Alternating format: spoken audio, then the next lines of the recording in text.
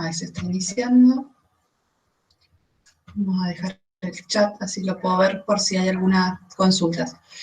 Bueno, como les comentaba el ratito anterior que nos vimos, o en la primera parte de la clase anterior, se hizo un cambio de último momento, y en vez de trabajar la unidad 11, vamos a trabajar primero la 12, y la semana que viene ustedes van a trabajar la unidad 11. Sí, vamos a trabajar la unidad 11, pero hicimos un pequeño intercambio.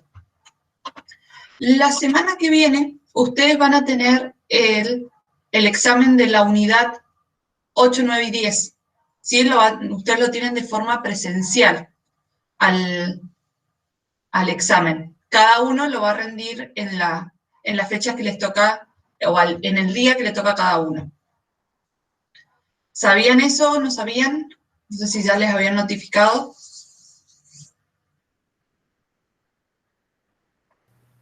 Profe, Sí.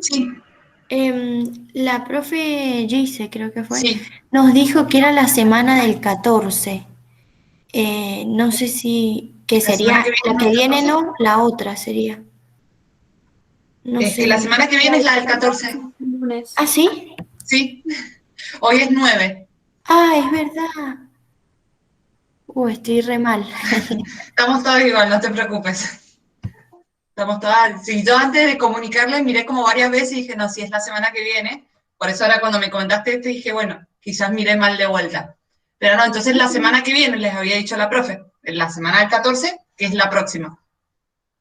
Claro, ahora sí. Menos mal Sí, que pregunté porque si no, no iba a estudiar más.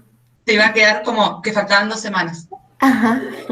Gracias, profe. No, de nada. Bien, entonces eso ahora. Una pregunta. En Sí, el caso de que no se pueda, o sea, no se pueda asistir, ¿eso lo sí, toman igual virtual o no sé cómo exacto, es? sí. Lo van a rendir igual, digamos, si es virtual o presencial, o está organizado presencialmente hasta ahora. Como ustedes saben, esto se va cambiando minuto a minuto, entonces por ahora es presencial.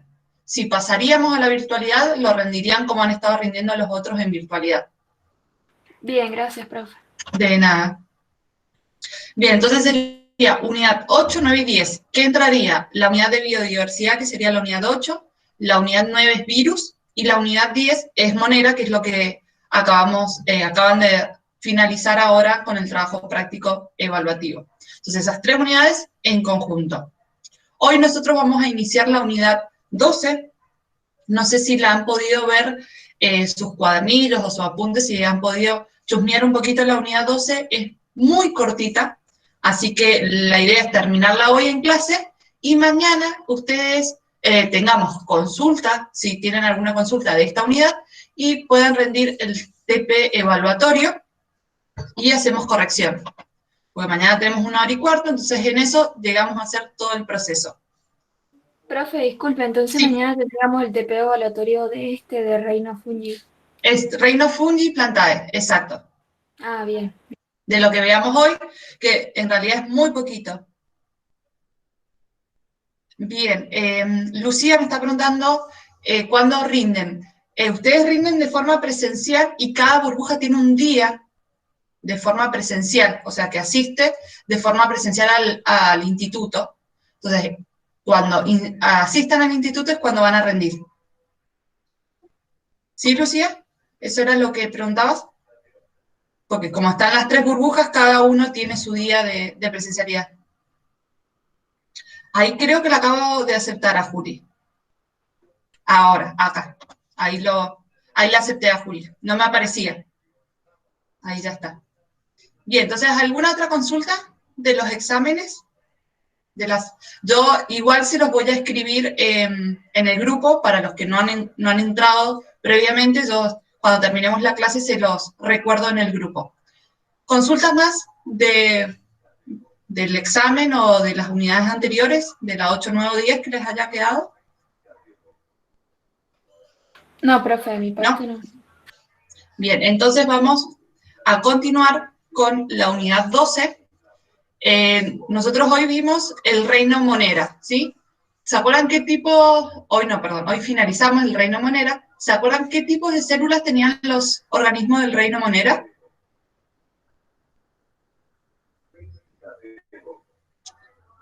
Si era eucariota o procariota. Procariota. Procariotas, perfecto. ¿Y cuáles eran los dos dominios? ¿Recuerdan? Bacteria y arcaea, algo así creo que. Bien, arcaea o arquea, perfecto, esos eran los dos dominios. Entonces, el reino monera y los dos dominios, bacterias y arqueas, son los únicos organismos que van a tener células procariotas. El resto de los organismos van a tener células eucariotas. ¿Recuerdan cómo llamábamos a ese dominio? A los que tenían células eucariotas.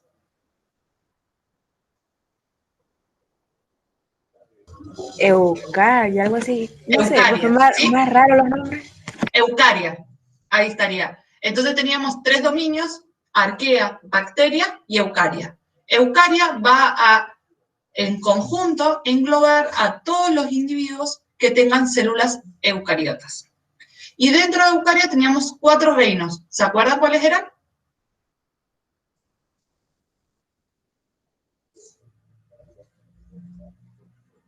Dos tienen en pantalla. Fungi, plantae, Bien. si no me equivoco, procariontes, puede ser, y animales. Procariontes son procariotas. Procariot. Ah, entonces no sé, es Pero la era que me con confundo, pro. es la que me confundo siempre igual. Bien, ¿quién puede colaborar con Male? ¿Era pro? ¿Cómo era ese grupo? Protista, no. Muy bien. Protista. Entonces, fungi, planta de protista, y nos falta el más conocido por nosotros, al cual somos... Bien, Lucía, no había visto el chat. Bien, entonces ahí Lucía y Lauti completaron con el que nos falta, Animalia o animal. Lauti comentó los 4, protista, plantae, fungi y animalia. Esos 4 pertenecen al reino eucaria, al dominio eucaria, porque poseen células eucariotas. Ustedes vieron en general que tenían diferencias las células eucariotas animal y vegetal. Ahora vamos a ver algunas diferencias que encontramos en el reino fungi. Entonces, en forma general, fungi, ¿quiénes incluye? O sea, cotidianamente, ¿qué seres vivos incluye el reino fungi?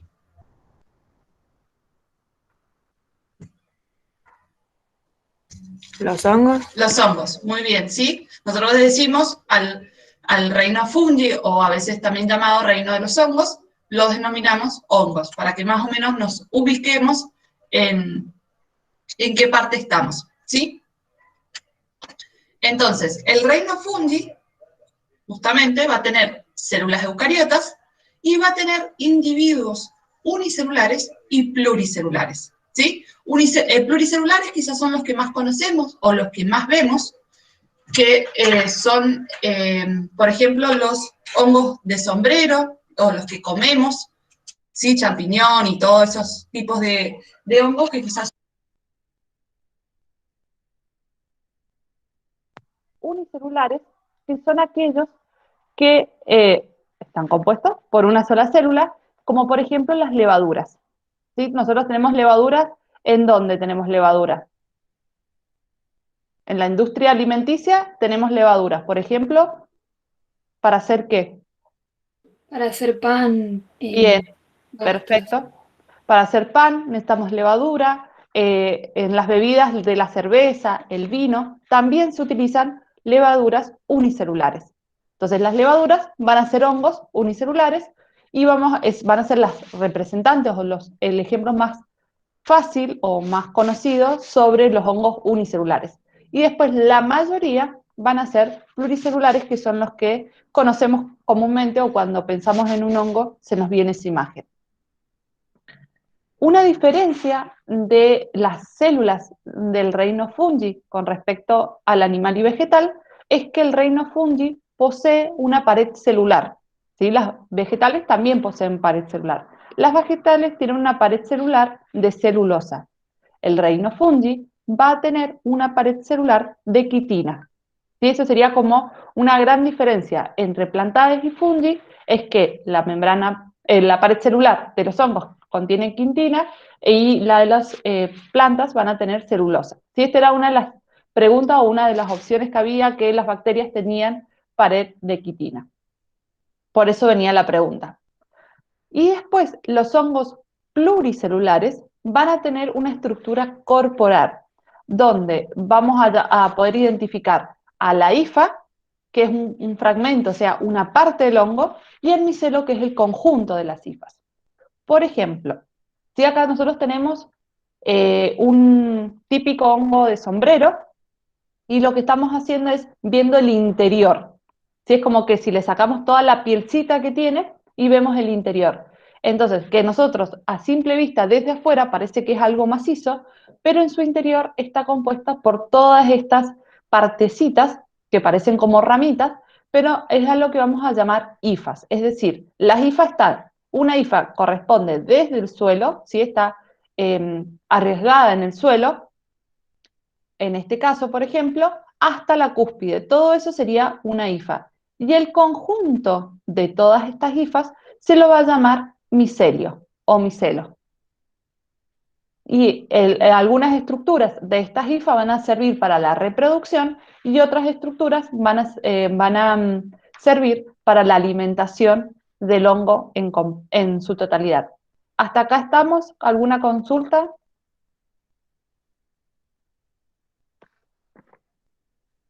Profe, disculpe, entonces el IFA también sirve como para la reproducción. Eso había dicho. Sí, exacto, sí. La Son IFA como las tiene, ramitas que tienen, cuando exacto. empieza a salir el hongo. Sí, en realidad van a estar internamente. Nosotros, si nosotros lo vemos así a simple vista el hongo, no las llegamos a ver porque van a estar cubiertas. Pero si nosotros agarramos un hongo y lo cortamos, vamos a encontrar estas estructuras. Pero las hifas tienen esas dos funciones. Cuando son necesarias o están preparadas, la parte superior va a funcionar para la reproducción y la parte inferior para la nutrición. ¿Sí? Sí, profe, gracias. De nada. ¿Alguna otra consulta? Que no sé, me pareció haber escuchado varias voces. ¿Puedes repetir lo último? Que dijo que la parte superior era para la reproducción Bien, y la inferior. la inferior va a ser para la nutrición. ¿Sí? Que van a ser como una especie, ¿sí? No son raíces, pero es como algo que nosotros conocemos. Las plantas conocemos que tienen raíces y absorben. Entonces, estas hifas que van a estar por abajo de la tierra, en este caso, van a ser las encargadas de absorber. Entonces, van a estar encargadas de la nutrición. ¿Sí? Sí, profe, ahora sí, gracias. Perfecto. ¿Algún otro o seguimos? No, profe, de mi parte Bien. no. Perfecto. Si alguien tiene o si alguien necesita escribir porque no puede prender el micrófono, yo acá estoy viendo el chat, así que pueden escribir ahí si tienen consultas. El hábitat de los hongos es muy versátil porque hay una gran variabilidad. La mayoría son de vida libre, algunos saprófagos. ¿Qué quiere decir que sean saprófagos?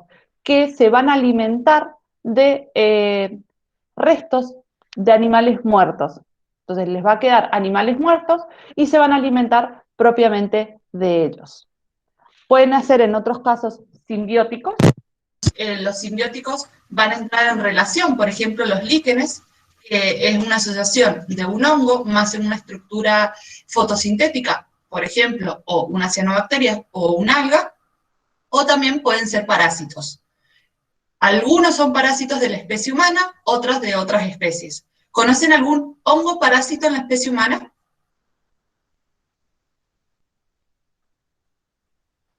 ¿En los pies? ¿Que salen en la propaganda? La lombriz solitaria, profe. La lombriz solitaria no sería hongo. Es un parásito, es correcto, pero estaría dentro del reino animalia. El Sí, pie de profe, es atleta. como algo, eso. Bien, ¿sí? Ese sería un hongo, por ejemplo, que nos parasita a nosotros. Después tenemos algunos hongos que transmiten enfermedades de transmisión sexual o tenemos de todo, son muy versátiles y tenemos varios parásitos que nos infectan a los seres humanos. Pero el pie de atleta quizás es el más conocido, de oído por lo menos, sobre los parásitos fúngicos. ¿Qué sería, profe, lo de la uña cuando se pone verde, que es como el hongo que se ve adentro de la uña? Afuera de la... No, adentro de la uña está bien. Bien, ese sería otro hongo. el pie de atleta lo que hace es como dentro, entre los dedos, ¿sí? O en la planta del pie, empieza como a dañar la piel. Ese sería el pie de atleta. Profe, y en el caso también del hongo de la uña, que también está en la propaganda, ¿también Sí, cuenta? también es otro hongo. Exacto, sería otros tipos de hongos, son distintos hongos, ¿sí? Uno va a ser el pie de atleta y el otro creo que se llama unicomicosis, creo que se llama, pensando en la publicidad, ¿sí? Son distintos hongos, pero que van a afectar a la misma especie, pero son distintos hongos parásitos, Ah, bien, profe.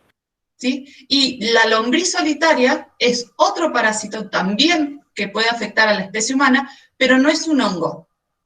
¿Sí? Va a estar clasificado en el reino Animalia, para que no quede la duda. Tenemos muchos parásitos, pero bueno, eso para que quede claro. Y a su vez, los hongos también van a tener una gran importancia en la ecología, porque si nosotros nos acordamos, quizás cuando hemos visto la cadena alimentaria en la escuela, nos habían hablado de descomponedores que eran los hongos. En conjunto, los hongos y las bacterias son los mayores descomponedores de la naturaleza. ¿Qué quiere decir? Que la materia orgánica, que es como desecho o un animal o algún ser vivo muerto, los van a descomponer, es decir, van a pasar de materia orgánica a materia inorgánica. Y esa materia inorgánica es la que van a poder absorber los árboles y de esta manera redistribuir o volver al ciclo de la materia. Por lo tanto, la materia que producimos nosotros como desecho, van a haber hongos y bacterias que los van a descomponer y lo van a volver al ciclo. Si estos hongos y bacterias no existieran, las cosas no se descomponerían y tendríamos una acumulación de sustancias que podrían llegar a ser tóxicas y que no les sirve tampoco al resto de los seres vivos. Entonces, por eso también son importantes junto con las bacterias. Después también, como mencionamos más temprano, sí. Entonces dijo que eran descomponedores, ¿por eso son saprófagos? O sea, ¿viene a eso o nada que ver? Saprófagos hace referencia a que viven sobre o se alimentan de animales muertos, ¿sí? Y como descomponedores pueden alimentarse de animales muertos, de restos de animales muertos, y también pueden alimentarse de materia fecal, por ejemplo, pueden alimentarse de, como en algunos seres vivos cambian la piel, ¿sí? De esa piel que han dejado. Entonces, descomponedor es más amplio. ¿Sí? Sí, ahora sí. Tiene los saprófitos, pero es más amplio. Entonces, en la industria alimentaria, como ya mencionamos, el pan, las pizzas, la cerveza, el vino, también lo encontramos en el queso azul, ¿sí? Que todo eso verde o azul que vemos en el queso es a partir de un hongo, por supuesto está controlado. Los podemos encontrar a veces en las frutas, cuando las frutas se pasan o se maduran de más, se les empieza a hacer una costrita verde, esa costrita verde corresponde a un hongo, o en el pan, que también corresponde a un hongo, en la parte cosmética y en la farmacia, ¿sí? O en la parte farmacéutica, en la producción de antibióticos principalmente, pero también de medicamentos. El primer antibiótico, quizá ustedes ya lo han escuchado, no recuerdo si ya lo han trabajado, es la penicilina, es producida por un hongo, Penicillium, ¿sí? Entonces, también lo utilizamos en la industria farmacéutica, para que veamos la gran variabilidad que tenemos y no solamente los tenemos como parásitos o como el que crece abajo del árbol, sino que son gran utilidad tanto para el ecosistema como para la especie humana en sus producciones. La nutrición van a ser heterótrofos, es decir, se van a alimentar de materia orgánica, y en nuestro caso nosotros también somos heterótrofos, pero nosotros somos heterótrofos por ingestión, es decir, ingerimos el alimento y lo procesamos. En cambio, los hongos lo que van a hacer es heterótrofos por absorción. ¿Qué quiere decir? Van a ubicarse sobre la materia orgánica por la cual se van a alimentar, van a liberar una sustancia que tienen enzimas, esas enzimas van a degradar la parte superficial de esa materia orgánica, y luego el hongo con sus hifas va a producir, se va a alimentar a través del proceso de absorción. ¿Se entendió ese proceso de nutrición? ¿Podría volver a repetirlo, profe? Sí, Eso, ya lo hago. profe, ¿lo podría explicar de nuevo? Sí. Tenemos como método de nutrición autótrofos y heterótrofos, ¿sí? Autótrofos que se alimentan a partir de materias inorgánicas, o sea, de alimentos propios, no necesitan de otro ser vivo, y los heterótrofos que sí necesitamos de otros seres vivos. Nosotros, los seres humanos, somos heterótrofos por ingestión, porque ingerimos el alimento. En cambio, los hongos, como no tienen las estructuras que tenemos nosotros para ingerir, lo que realizan es, se ubican sobre la materia orgánica que van a consumir. Por ejemplo, un animal muerto, se ubican en la parte superior, van a liberar una sustancia, un fluido que tiene enzimas.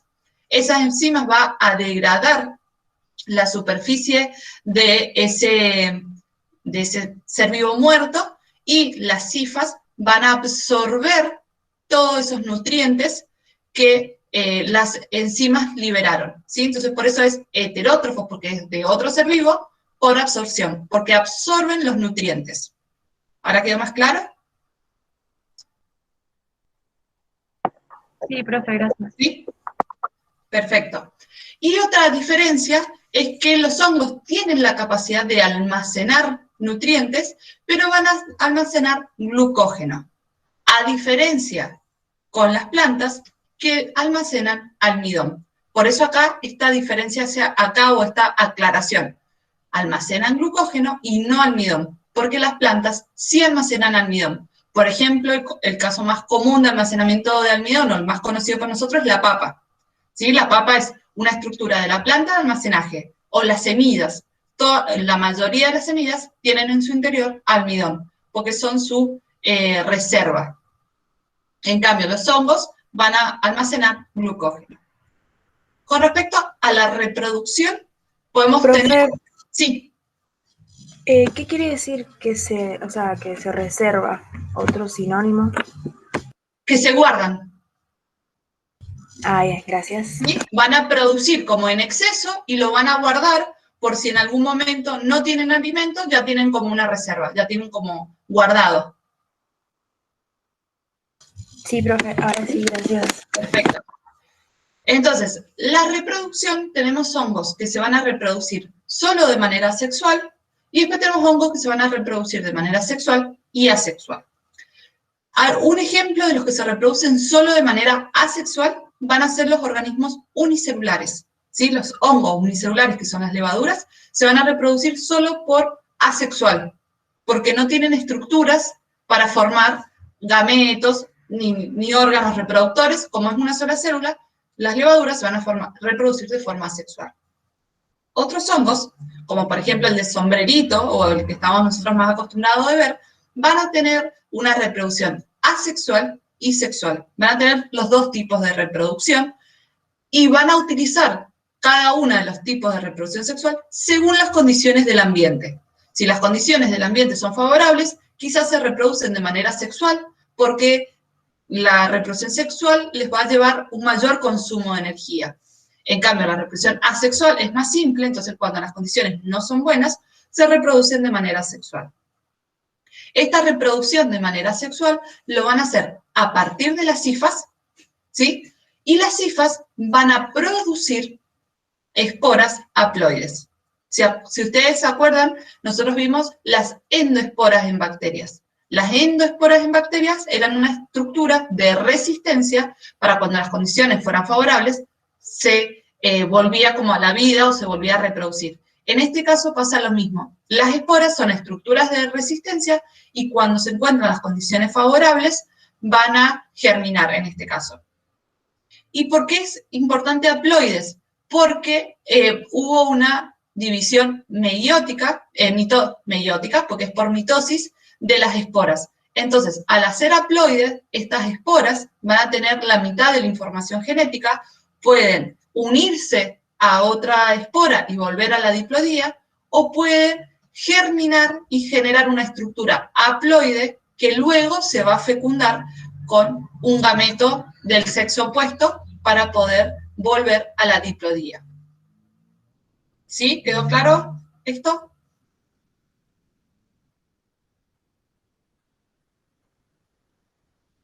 ¿Sí, no? Sí, profe. ¿Sí? ¿Seguimos entonces? Profe, Sí. ¿podría explicarle la manera sexual? ¿Manera sexual? Claro, cómo se Bien, reproduce sexualmente el hongo. perfecto. No, es que no te escuché muy bien, por eso te repreguntaba si a eso te referías. Bien, la manera en realidad ustedes lo que no tendrían que ingresar tanto en cómo se reproducen sexualmente, ni asexualmente, sino que sepan que tiene esa característica. De manera sexual, lo que va a hacer el hongo va a liberar a través de las hifas. Un segundo que les muestro la imagen. ¿Sí? Acá van a producir esporas o algunos gametos que van a ser liberados por el hongo, y al ser liberados, estos van a ser repartidos o desplazados por el viento, por un medio acuático, para que encontrarse con otra espora del sexo opuesto, y una vez que se encuentra con otra espora del sexo opuesto, se va a producir la fecundación. ¿Sí? Sería eso, formación de los gametos o de las esporas haploides, y se van a unir. Porque ustedes en sus cuadernillos no tienen mucho detalle de la reproducción.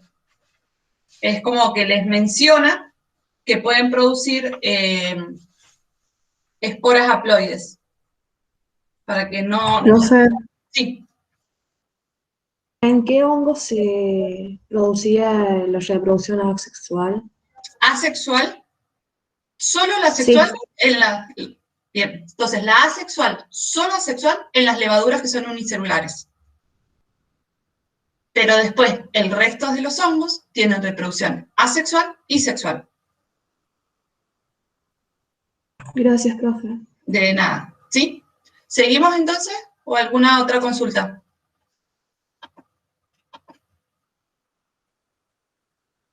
Lo que vamos a ver ahora es una breve descripción o clasificación de los hongos.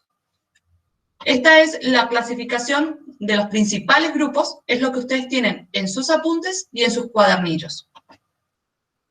Entonces, la primera clasificación o el primer gran grupo son los cigomicetos. Si ustedes ven, todos van a terminar en micetos, porque es como un sufijo de hongos. Entonces, los cigomicetos van a tener una gran diversidad de las formas de vida, pueden ser parásitos, simbiontes o comensales. Comensales hace referencia a que tienen como una relación con el otro organismo, no necesariamente genera un daño como en los parásitos. Uno de estos ejemplos puede ser el moho negro del pan, que le decimos moho, pero en realidad es un hongo del pan, que cuando se pone viejo el pan empiezan a aparecer estas pequeñas estructuras negras o verdes. Entonces, a eso sería uno de los hongos que se encuentra en los cigomicetos, dentro del grupo de cigomicetos. Lo que van a tener estos hongos como característica es que van a tener esporangios. Los esporangios son sacos que se encuentran en el interior del hongo, ¿sí? Y tienen la función de almacenar esporas, ¿sí? Entonces es un saco donde se almacenan esporas y cuando esta se completa, se llena completamente o son las condiciones necesarias, se rompe ese saco y vuelan todas las esporas vuelan o se dispersan a través de medios acuáticos. El siguiente grupo son los glomeromicetos. Los glomeromicetos tienen una gran importancia ecológica porque van a formar endomicorrizas. ¿Sí? Las endomicorrizas es una relación entre un hongo y la raíz de una planta vascular. Planta vascular son aquellas que tienen vasos en el cual intercambian o por el cual se van distribuyendo los alimentos de las plantas y la materia prima de la planta. Entonces, ¿qué es lo que va a hacer el hongo, que en este caso es una endomicorriza? Este gris sería la raíz de la planta. Lo negro sería el hongo. Lo que va a hacer el hongo es penetrar por la raíz, por las membranas celulares de las raíces, y van a adherirse a los conductos que tiene la raíz, o los vasos que tiene la raíz, y van a absorber desde el interior de la raíz los nutrientes que va a generar la planta. ¿Sí? Y en algunos casos, el hongo, además de tomar los nutrientes de la planta, tiene la capacidad de ayudar a la planta a fijar ciertos sustratos o a fijar ciertos nutrientes. Es decir, sería un proceso de simbiosis. El hongo toma de la planta los nutrientes ya elaborados y el hongo le da a la planta nutrientes inorgánicos para que realicen sus procesos de nutrición. ¿Sí? Es como van y vienen. Y tenemos distintos tipos de micorrizas. Tenemos Disculpe que le interrumpa. No, sí, Eso sí. Te escucho, perdón.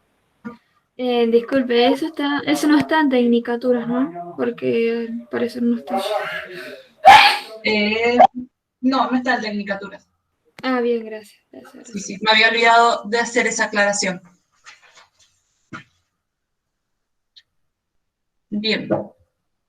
Entonces, tenemos las endomicorrizas y ectomicorrizas. Ecto es que van a estar en la parte externa, digamos, no va a haber una unión completa. En la endomicorrizas hay una unión completa o un intercambio completo entre ambos individuos. Les voy a tomar un minuto, les pido un minuto porque me olvidé de traerme el cargador de la computadora y ya se apaga. Entonces les pido un minuto y medio y vuelvo. No se desconecten, así no perdemos el tiempo de volver a conectarse. Voy y vuelvo a buscar el cargador. Bueno, profe.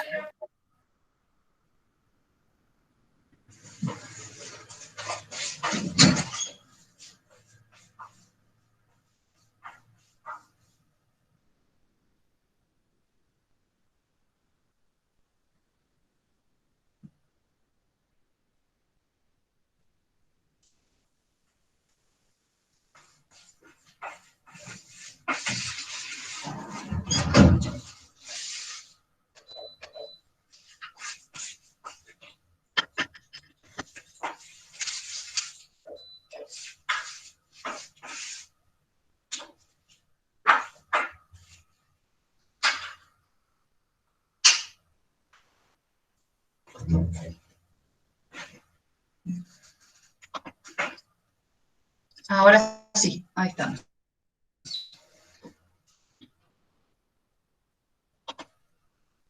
Bien, entonces, hasta acá estarían las endo y ectomicorrizas.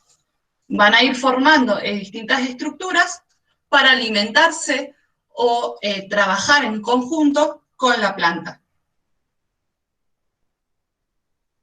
¿Dudas sobre las micorrizas?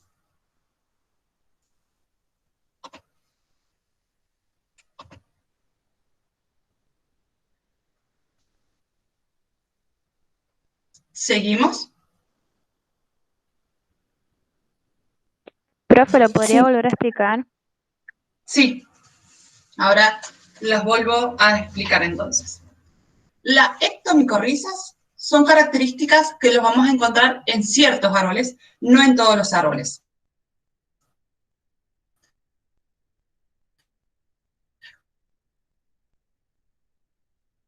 Como por ejemplo los pinos de las raíces. Van a ingresar, pero van a estar como de forma más expuesta. En cambio, las endomicorrizas lo que van a hacer es unirse o van a ingresar hasta los vasos que tienen las plantas y van a permitir el intercambio de sustancias. Van a absorber y van a permitirle la fijación de sustancias entre el hongo y la planta. Es una relación más íntima la que hay en las endomicorrizas. Es decir, el hongo absorbe nutrientes y a su vez el hongo le da materia inorgánica al árbol. ¿Se entendió mejor ahí? Sí, profe, gracias. Lo que les van a aportar, por ejemplo, los hongos les pueden aportar fósforo, nitrógeno, dependiendo de las especies con las que se asocian. Las leguminosas, como por ejemplo la alfalfa, el tabaco, tienen endomicorrizas y lo que les aportan son nitrógenos, porque esas plantas utilizan nitrógeno para realizar sus procesos metabólicos. ¿Continuamos?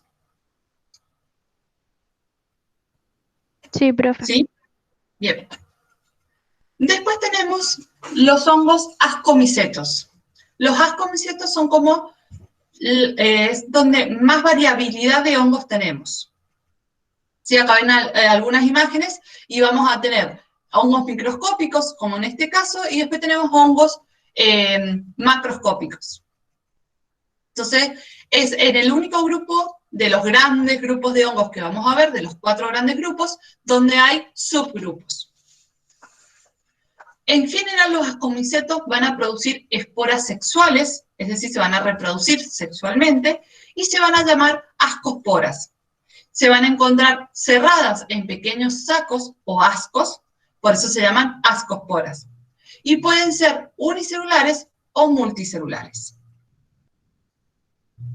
Los ascomicetos van a tener una gran importancia biológica o ecológica porque van a ser los formadores de líquenes, ¿sí?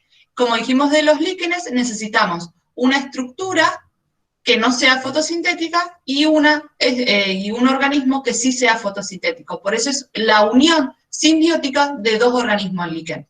Un hongo generalmente y después una parte fotosintética que puede ser un alga o una bacteria, o una cianobacteria generalmente.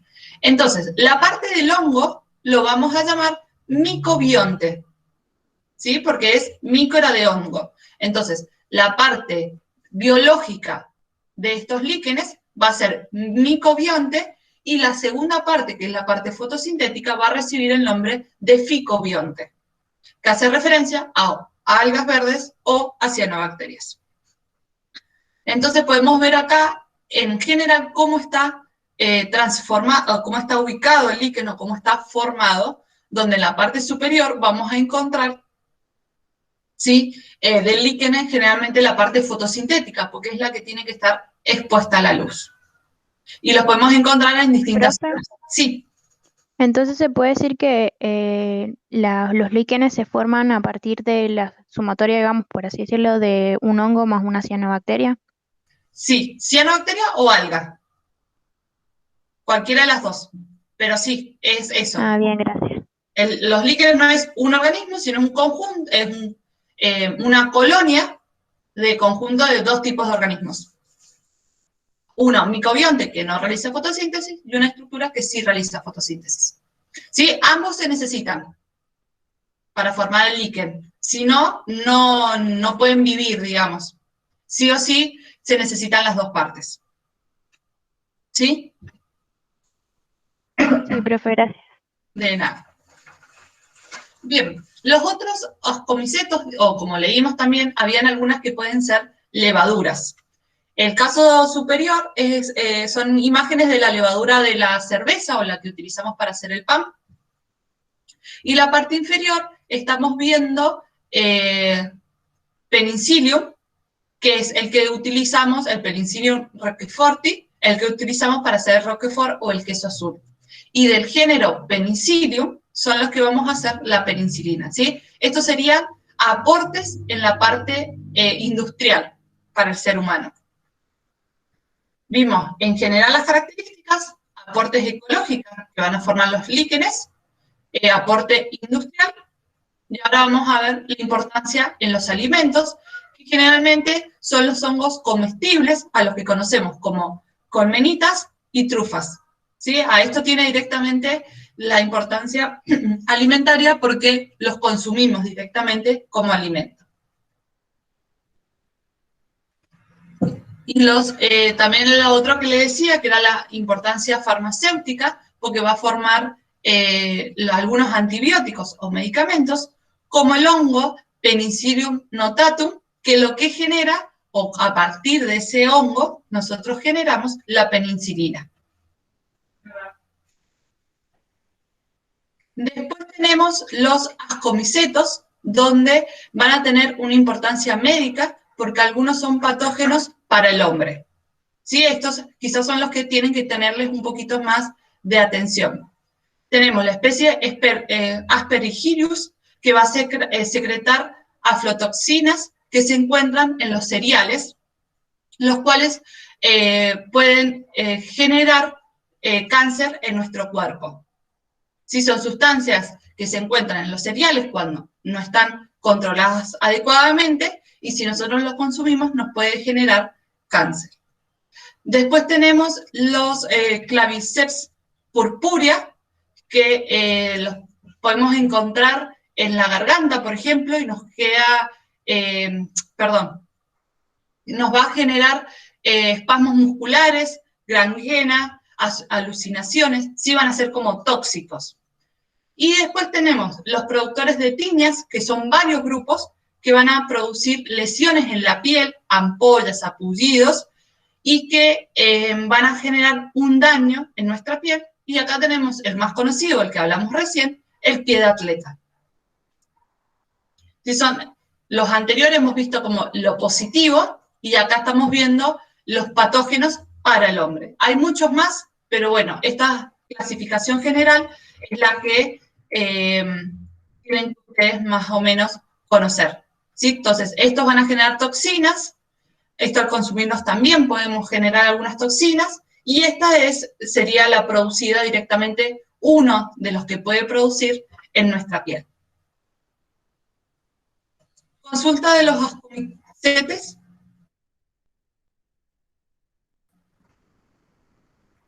¿Seguimos? Sí, profe. ¿Sí? Bien. Los basidiomicetos, ¿sí?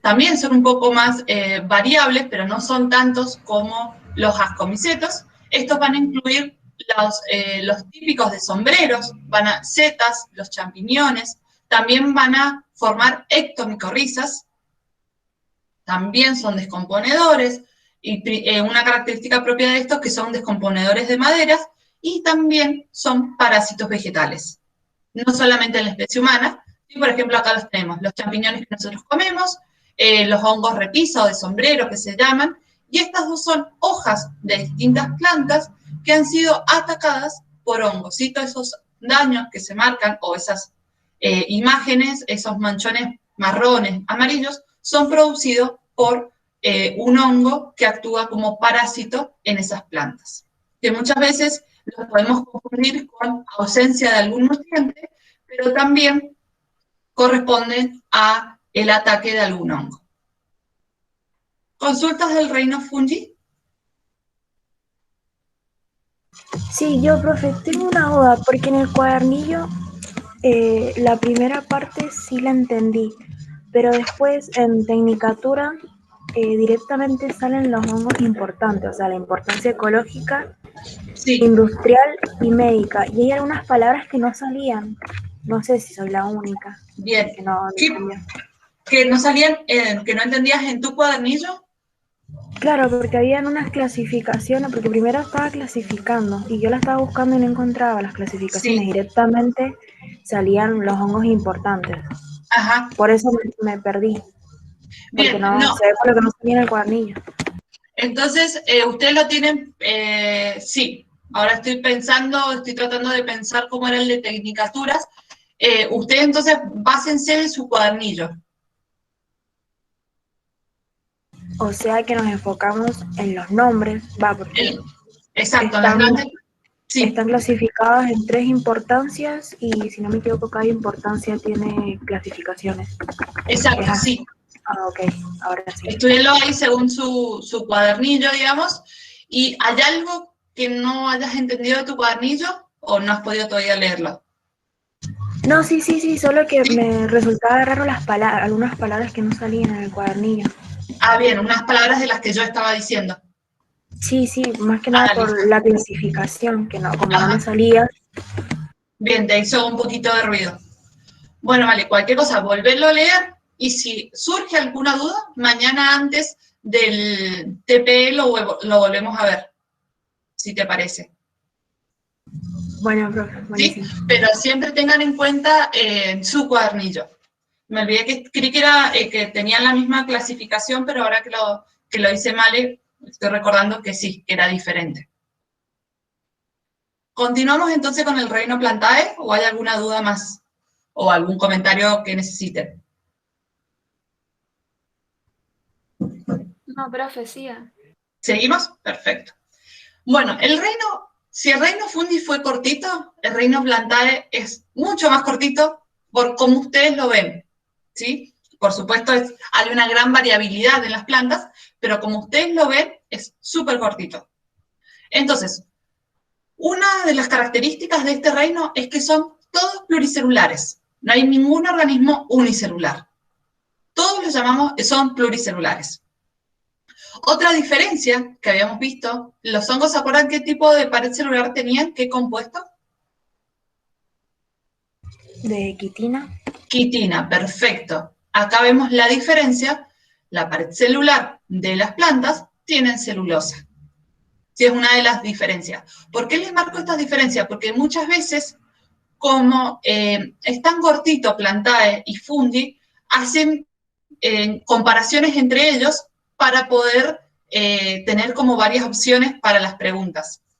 Entonces, por eso está bueno que tengan esta comparación. Y después van a tener un crecimiento ilimitado. Esto quiere decir que si mientras tiene nutrientes, la planta va a poder seguir creciendo. Tiene nutrientes y energía solar, la planta va a poder crecer ilimitadamente. Por supuesto, va a ir renovando tejidos.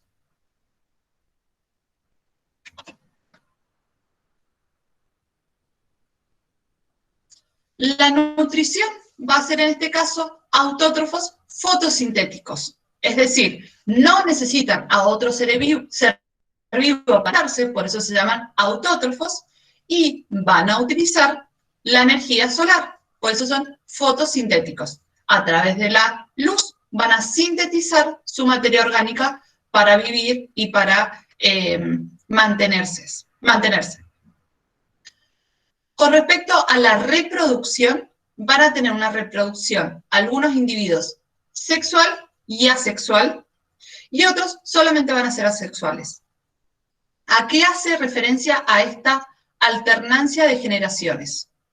Hace referencia a que las plantas que tienen la capacidad de reproducirse sexual y asexualmente van a ir intercambiando, reproduciéndose sexualmente un momento, asexual otro momento, luego sexual, van a ir alternando o cambiando los tipos de reproducción dependiendo de su medio ambiente. Es decir, si las condiciones son favorables o si hay muchos seres, hay varios individuos de mi misma especie, me voy a reproducir sexualmente porque se van a liberar las gametas y asexualmente cuando no hay mucha descendencia. No hay mucha cantidad de parejas, por así decirlo, para poder reproducirme. También las plantas, su reproducción sexual generalmente va a depender de otros medios como insectos, aves, el viento, el agua, ¿sí? Entonces van a ir alternando según las condiciones ambientales si se reproducen de manera sexual o se reproducen de manera asexual. Y a las plantas las podemos clasificar según sus vasos de conducción, es decir, si tienen o no tienen vasos de conducción, según sus flores, si poseen o no poseen flores, o si tienen la capacidad de formar o no formar semillas. ¿Sí? Estos son como en qué nos basamos para clasificarlas, pero no tienen que saber los nombres o los tipos de clasificación. Es muy simple lo que tienen ustedes de Plantae. ¿Consultas? Sí, profe, yo Sí. tengo una consulta con la nutrición, Sí. porque dijo que son autótrofos y si no me equivoco dijo que iban a requerir energía solar, ¿puede ser? Sí. Exacto. Son autótrofos. Autótrofos significa que para alimentarse dependen solo de ellos mismos, ¿sí? No dependen de otro ser vivo. Y fotosintéticos es que necesitan la energía solar para poder realizar sus nutrientes, ¿sí? A través de la fotosíntesis.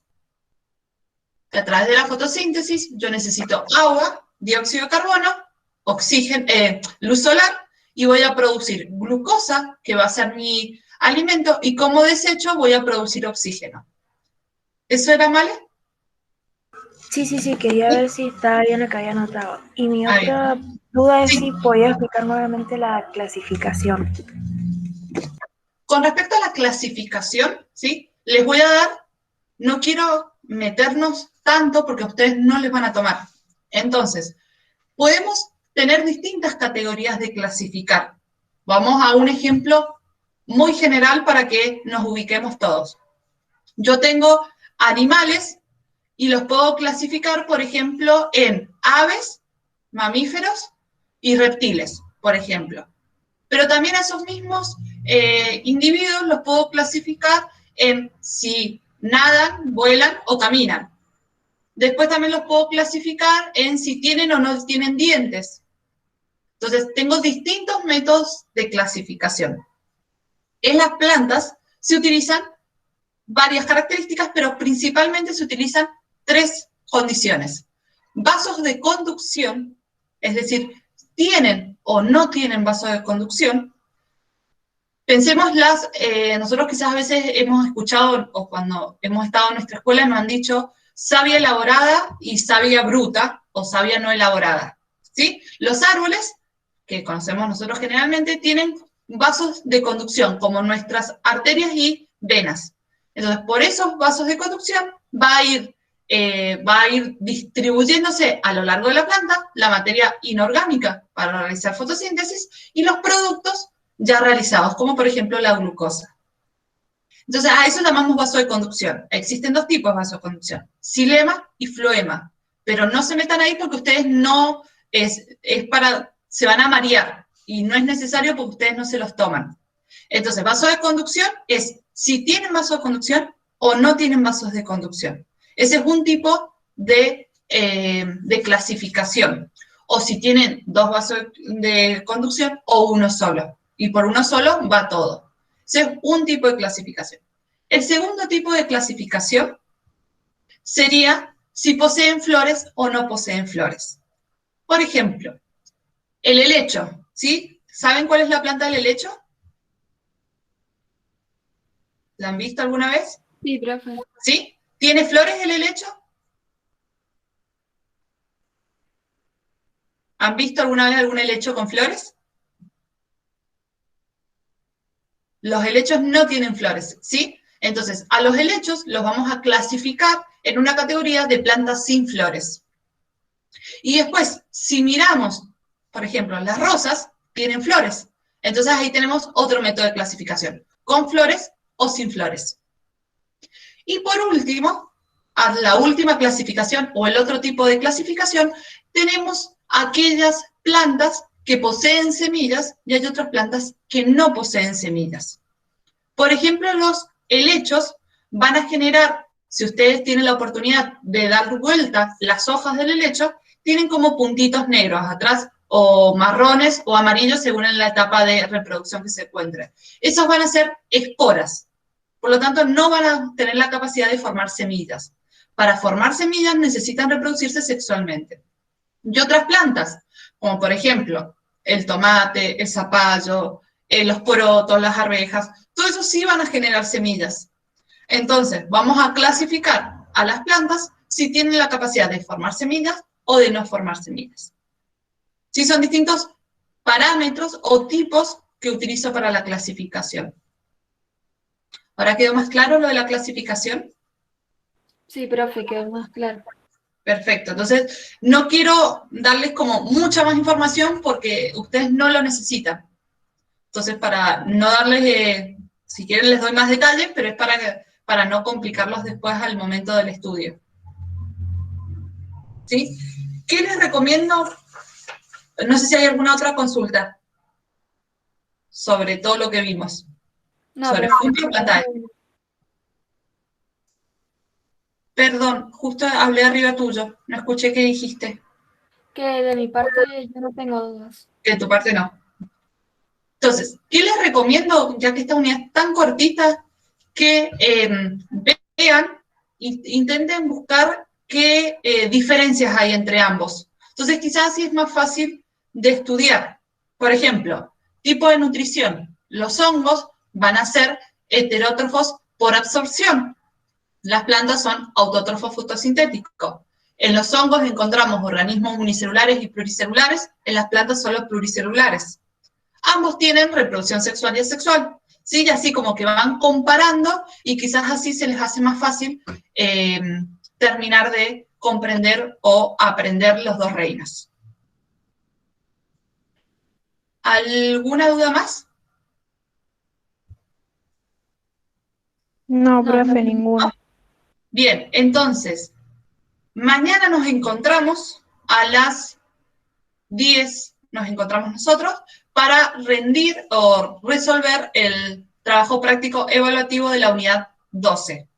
Antes de iniciar, les voy a preguntar si tienen alguna duda o consulta, y luego lo iniciamos de vuelta a través del Moodle. Y entonces ahora les voy a escribir en el grupo lo del examen de la semana que viene, así les queda bien claro y no se olvidan, y también para los que no han estado presentes. ¿Queda claro esto? Sí, profe, quedó claro. Bien, perfecto. Entonces nos vemos mañana si no hay ninguna otra consulta.